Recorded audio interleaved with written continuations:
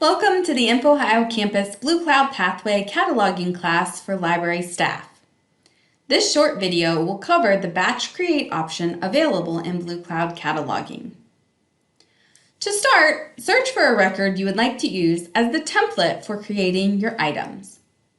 The record you use as the template could be one already in your district's database, or you may need to import a new record from an available Z3950 target. Whichever you choose, please note that to use BatchCreate, one item must be cataloged before you will be able to use BatchCreate to duplicate items. Once you locate the record you would like to use as your template, click the cover art to open. Next, click Manage Holdings. Then click the correct call number of the item you are interested in duplicating. Click the list icon to open the batch functions. The list icon is represented by 4 horizontal lines. Click the box next to the item you would like to duplicate. This item will be used as the template for the newly created items.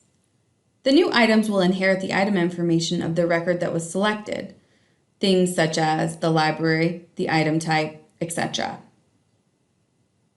Once you've selected an item, click BatchCreate. Enter the number of items you want to create. 100 is the maximum number of items you can create at one time.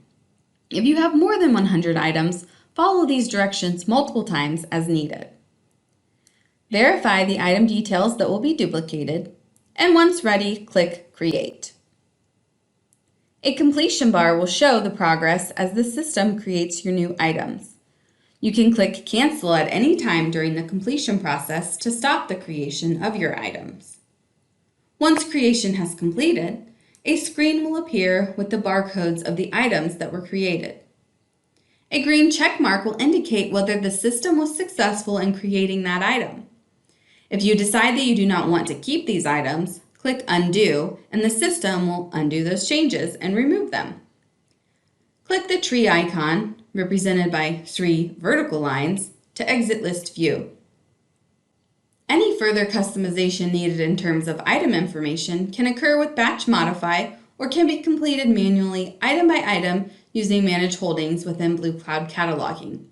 You can also make customizations in workflows as well. Barcodes will also need to be printed using workflows. As you may have noticed, when using batch creation, the system generates its own barcode.